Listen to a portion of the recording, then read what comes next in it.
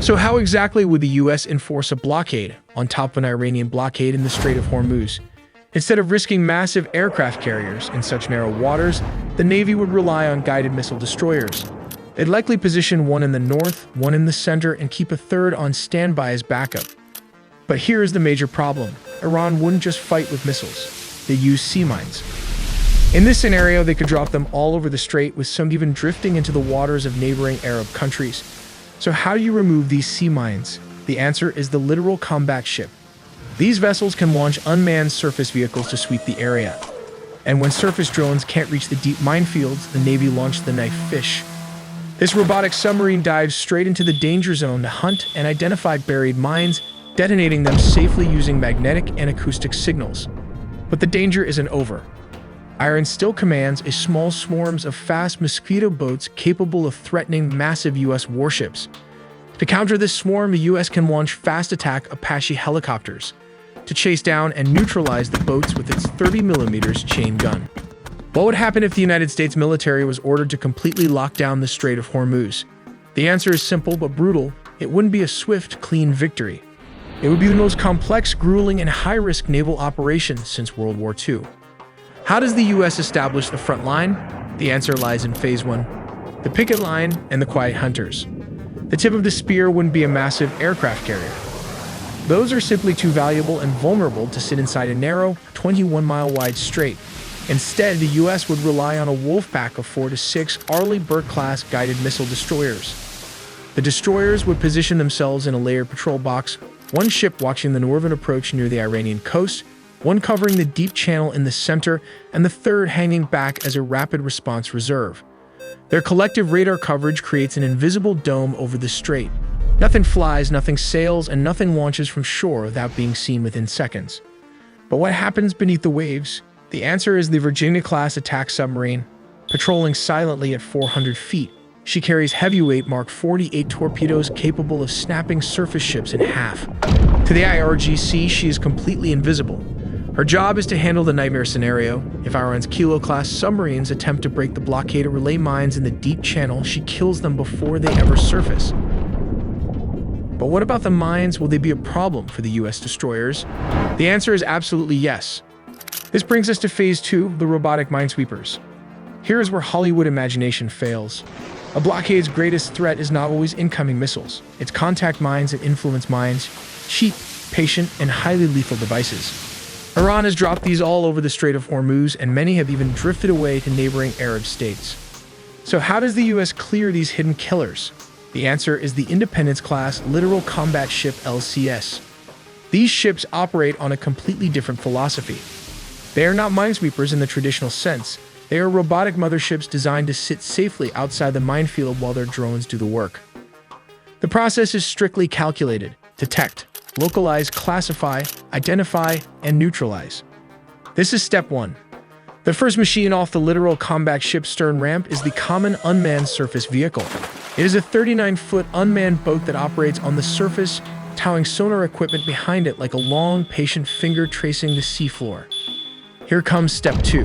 While the Common Unmanned Surface Vehicle crawls across the surface, the answer is the MA-60 Seahawk. This helicopter launches from the LCS flight deck and begins scanning the exact same patch of water from 100 feet above, looking for floating threats. Neither the Common Unmanned Surface Vehicle nor the Seahawk can go deep. So what dives into the minefield itself? The answer is the Knifefish Unmanned Underwater Vehicle. The Knifefish goes where no human sailor should, directly into the danger zone. It provides the commander with enhanced hunting capabilities, detecting and identifying buried mines even in highly cluttered underwater environments. To finish the job, the Navy utilizes unmanned surface vessels to drag the unmanned influence sweep system through the water. This brilliant device tricks bottom influence mines into detonating harmlessly by mimicking the magnetic and acoustic sounds of a massive warship. But what happens when Iran unleashes its mosquito attack boats? The answer comes in Phase 3, air power. Imagine 24 fast attack craft blasting out of Bandar Abbas Harbor at 40 knots. They carry rocket-propelled grenades, heavy machine guns, and possibly C-802 anti-ship missiles. They are widely dispersed to make targeting a nightmare. Realizing the swarm is too large for the ships to handle alone, who does the Air Force call? The answer is the A-10 Thunderbolt II. Though usually famous for killing tanks, the A-10 is absolutely devastating against small boats. Flying low and relatively slow, the pilots have excellent visibility. But the A-10 doesn't start with its gun. The opening move is the AGM-65 Maverick missile, a precision electro-optical or infrared-guided weapon that the pilot steers directly onto a boat's engine compartment using a screen in the cockpit. Once they get closer, the A-10 unleashes its primary weapon, the massive 30mm Gal-8 Avenger cannon. Firing depleted uranium rounds, it can tear a fiberglass speedboat to shreds in a 1-second burst. The psychological impact of the A-10's signature roar alone is a massive deterrent. Then comes Phase 4, the Apache, death at sea level. While the A-10 operates at medium altitude, the Boeing AW-64E Apache Guardian works right down in the threat envelope, low, fast, and ruthless. Army aviation Apache units would operate from the decks of U.S. Navy amphibious assault ships in the Gulf. Interestingly, the Apache wasn't originally designed for overwater operations. The Apache's weapon of choice against IRGC swarm boats is the AGM-114 Hellfire Romeo missile, a laser-guided precision strike weapon that can be ripple-fired in rapid sequence. These helicopters are fast and can chase down enemy fast attack boats at blistering speed. The Apache also carries a 30mm and 230 chain gun, slower than the A-10's cannon but highly accurate, and 70mm Hydra rockets, which can be fired in salvos against groups of lightly armored craft. But here's the thing, these attacks happen to everyday people too. All it takes is a spam email, a jump call, or an online breach of your personal data. This data doesn't just result in spam and scam attempts. It can also affect your insurance rates and ultimately will lead into a loan denial just when you might need credit. Incogni helps protect your privacy by regularly scanning and preventing data brokers from re-uploading your information. You'll also get a clear, real-time dashboard to track the status of your data.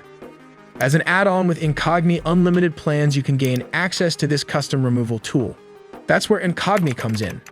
Copy the link of any site exposing your information. Go to the Custom Removals tool, paste the link, and click Submit. That's it. Then wait about 30 to 45 days, and just like that, your data is removed. So take your personal data back with Incogni. Use code AITELLY with the link below, incogni.com/AITELLY, and get 60% off on an annual plan. But how might Iran choose to respond, and what strategies will the US military use to address the escalating situation? First, let's look at the choke point. At its narrowest, the strait is only about 39 kilometers or 21 nautical miles wide. This northern coastline belongs to Iran and is highly mountainous. This provides natural camouflage and deep, fortified bunkers for missile launchers. Plus, Iran controls a string of islands like Qeshm, Larak, and Abu Musa. Think of these not as islands, but as heavily armed, stationary small anti-missiles defense system parked right on the edge of the shipping routes. And those routes, they are incredibly tight. Because the waters are shallow and filled with reefs, supertankers are confined to a strict traffic separation scheme. You have one 2-mile wide inbound lane, one 2-mile wide outbound lane, and a 2-mile buffer zone in between. If attacked, these massive cargo ships have virtually zero room to maneuver. But what are the tactics and strategy Iran used to control this narrow corridor? To block the Strait of Hormuz, you have to control the islands. And the IRGC relies on a triad of fortified outposts, each with a very specific and very deadly role. Here's strategy number 1, the Larak Island. Think of this as the choke point enforcer. Larak sits right at the throat of the strait, looming directly over international shipping lanes. The strategy here is all about close quarters intimidation. Because it's right on top of the transit corridor, IRGC fast attack boats staged here can reach a passing cargo ship in mere minutes. For the crew, they have zero time to react. Larak enforces strict no-move zones. Drones launch to monitor stationary tankers while speedboats physically surround them. If a captain decides to start their engines, they open fire. Then comes number 2, the Qeshm Island, the heavy arsenal. If Larak is a knife at the throat, Qeshm is the sledgehammer. It's the largest island in the Persian Gulf and serves as the IRGC's primary military hub. Its rugged mountainous terrain hides a labyrinth of underground bunkers and mobile anti-ship missile launchers. Qeshm is designed to launch heavy anti-ship missiles like the P-15 Hermit. Packed with drone bases and radar installations, it is the strategic anchor of Iran's coastal defense. Then comes number 3, the attack point Abu Musa, or the forward outpost. Located further south right on the doorstep of rival Arab states, Abu Musa is a heavily fortified early warning center. It extends Iran's anti-access or area denial bubble deep into the Gulf. Radars here track incoming Allied warships and cargo vessels long before they reach the choke point. It's a launch pad that drastically widens the threat zone. So how did they attack the cargo ship? First, Iran will launch the Fast Attack Swarm. The IRGC deploys fleets of small, radar-evading speedboats clocking in at 50 to 70 knots. 10 to 20 of these boats will swarm a single cargo ship from 360 degrees. They zip in close, targeting weak points with heavy machine guns and shoulder-fired missiles. They aim for the bridge to blind the ship, and the engine room to leave it dead in the water. Hidden within this chaos are unmanned suicide vessels, remote-controlled drone boats packed with explosives, steered directly into the hull to blow a massive hole at the waterline. And while the crew is completely overwhelmed, other boats rapidly drop tethered naval mines directly into the ship's path. Stop the ship or risk snapping your keel in half. Then comes the second tactics, anti-ship missiles. If the swarm doesn't get you, the missiles will. Fire from highly mobile trucks that immediately retreat into fortified caves. Coastal defense cruise missiles, like the Nor or Gator, employ a deadly trick, the sea-skimming kill. Allied destroyers rely on advanced networks like the U.S. Aegis combat system. The exact moment an Iranian missile is launched, a destroyer's radar tracks it and fires interceptor missiles like the SM-2 or SM-6, blowing the threat out of the sky mid-air. Meanwhile, Apache and Seahawk helicopters pick off swarm boats from the air using Hellfire missiles.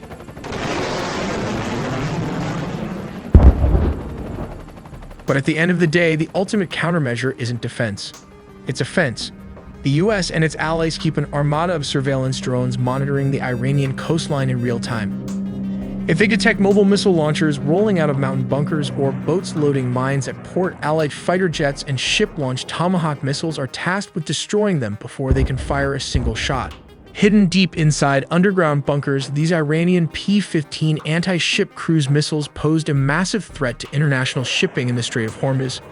To neutralize the risk, U.S. forces dropped multiple 5,000-pound deep penetrator bombs on hardened coastal missile sites. The weapon they used is a GBU-72, a 5,000-pound precision-guided bomb fitted with a JDAM kit. These huge munitions can smash through 160 feet of earth or 20 feet of solid, reinforced concrete. Once they break through, they trigger a massive explosion that completely wipes out the underground structure. We make original videos from scratch and animated by humans, so please subscribe to not miss a beat.